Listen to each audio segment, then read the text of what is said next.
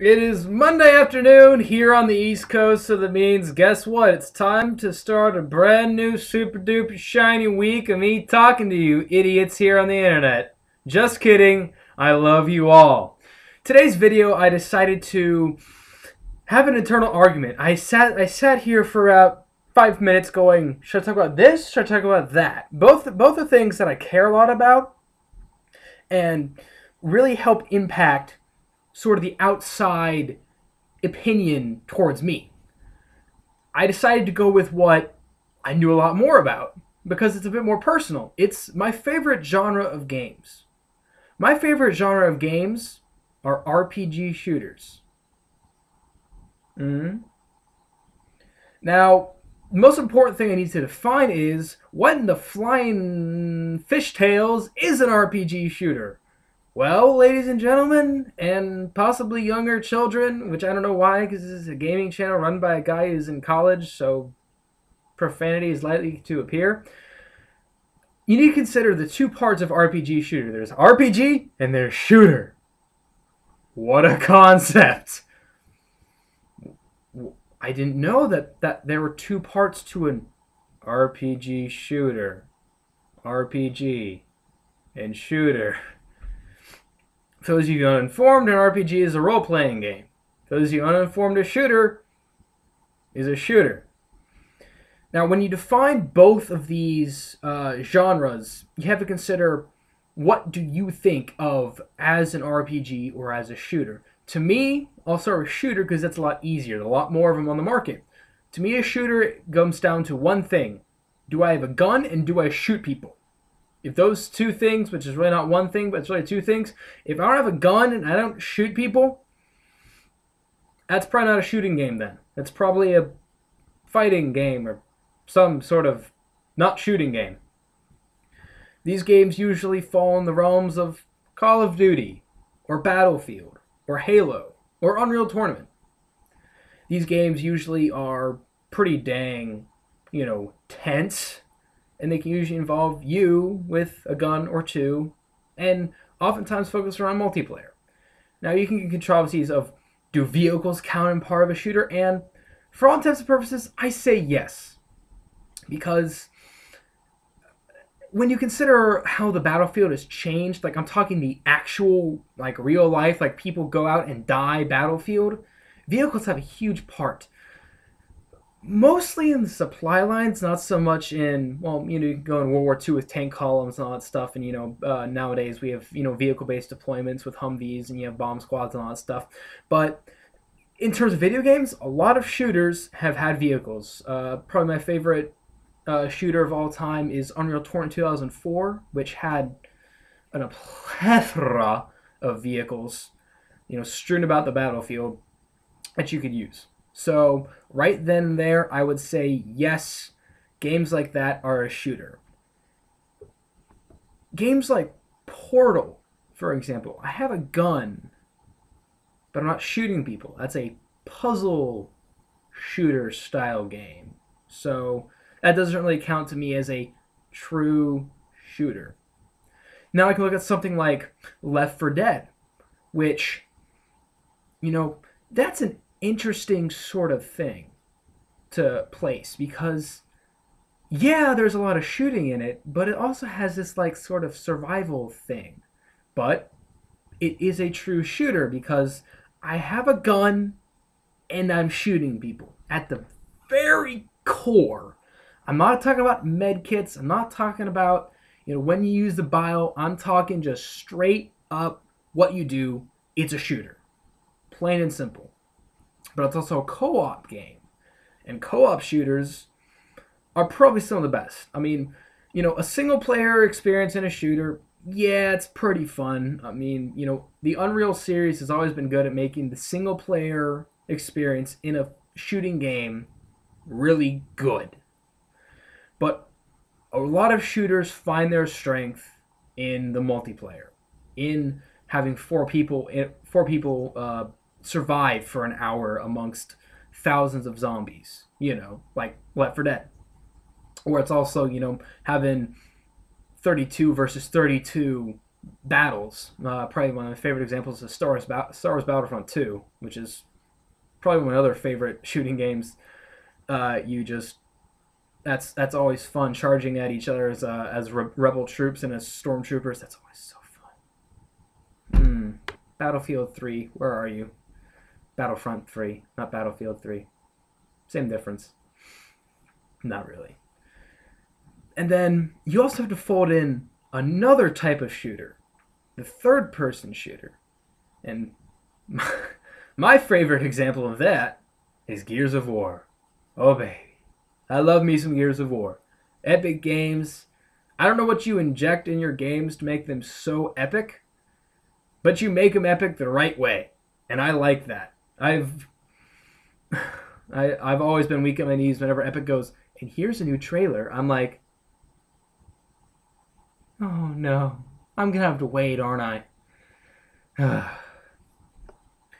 But all in all, these games like Gears of War, like Call of Duty, like Halo, like Battlefield, all of these games combine two things. I have a gun and I shoot people. That's a shooter. Straight up. And the other half of this RPG shooter thing is the RPG. The interesting thing about me is because of when I started playing games, I don't think I've ever actually played a true 100%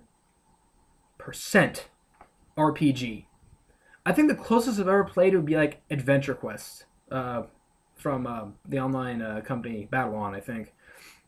It's probably the closest I've ever gotten to RPG. So, you could say I don't know what a true RPG actually is. And, I'd almost be inclined to agree with you if so many elements of RPGs didn't get leaked into a lot of games. Like, I have sitting right here on my desktop Fallout, and Fallout 2. Those are very much so RPGs. This isometric viewpoint with sort of turn-based combat, like original Final Fantasies.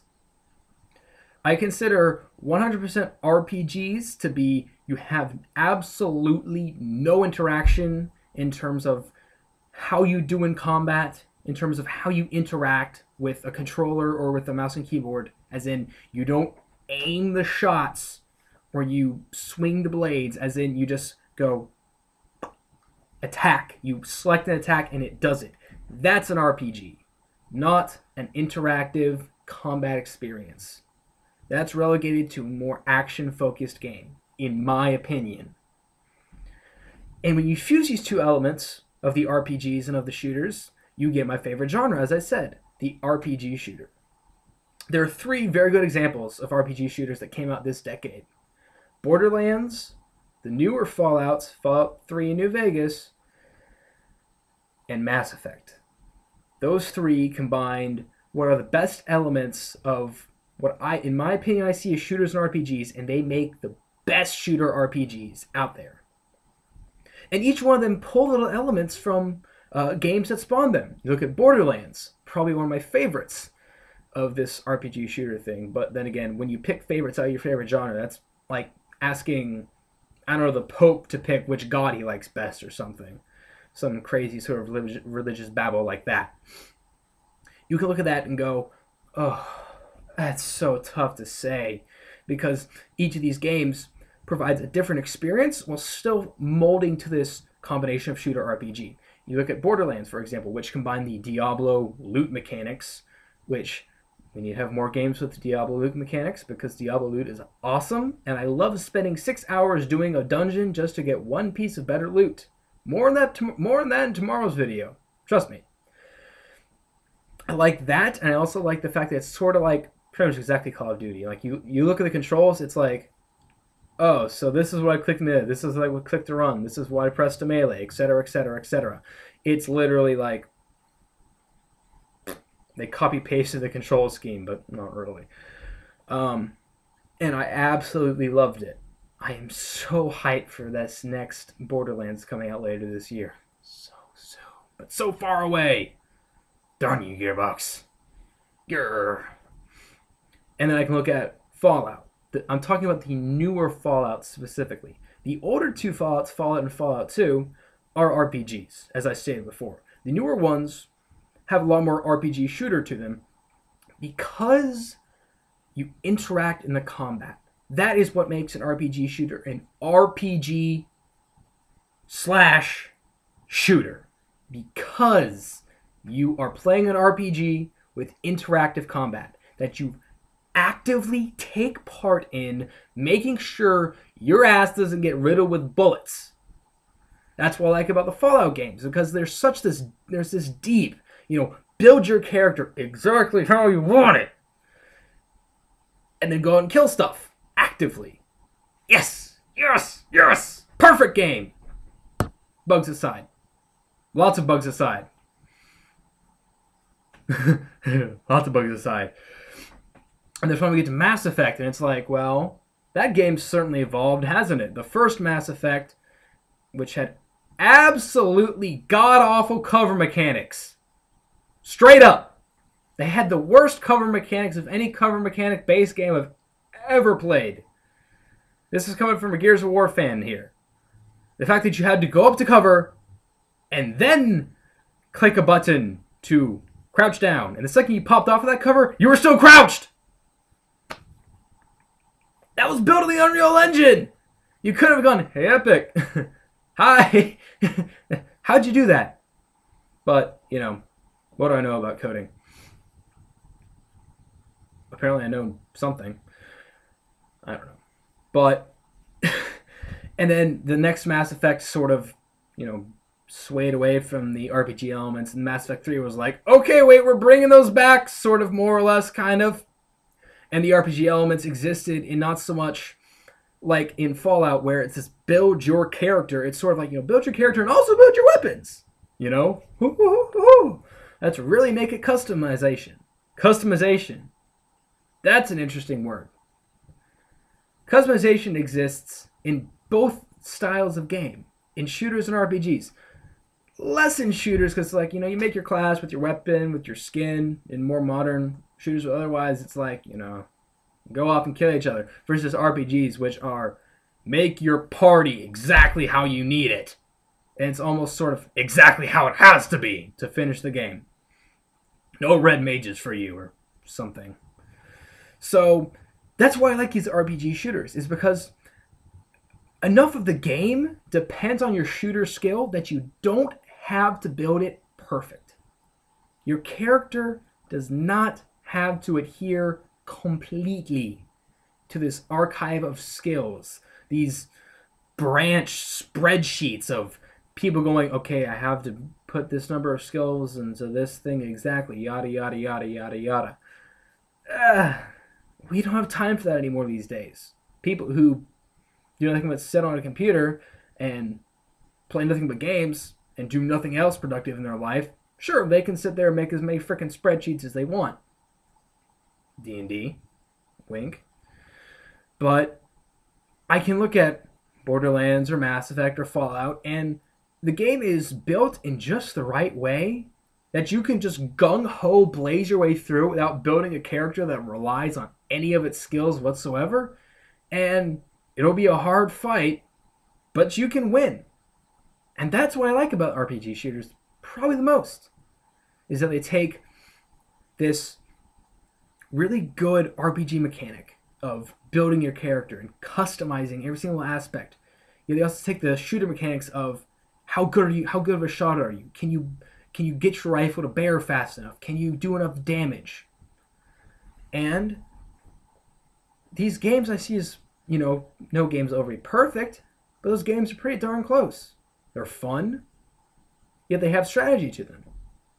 Yet they're also extremely intense, yet they can also have a story to them. And this is why I think that's the ultimate game genre. No first-person shooter, no sports game, no racing game, no fighting game, no strategy game. StarCraft 2, I'm looking at you. No game in terms of how personal, yet how exciting it is, can match to the energy levels that I felt in an RPG shooter. Those are my favorite style of games. I don't want a company to ever stop making them. We had Mass Effect 3, and we're having Borderlands 2 later this year. It's probably the only two games I need this year, but I'm a gamer. I gotta spread my wings, play lots of games.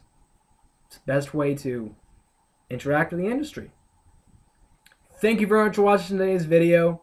It's very intense, very in-depth, 15 minutes at this exact moment in time, 2, 3, 4, etc., etc. I'll see you tomorrow with something that has to do with numbers and math. What is this madness? You'll find out tomorrow. Bye-bye.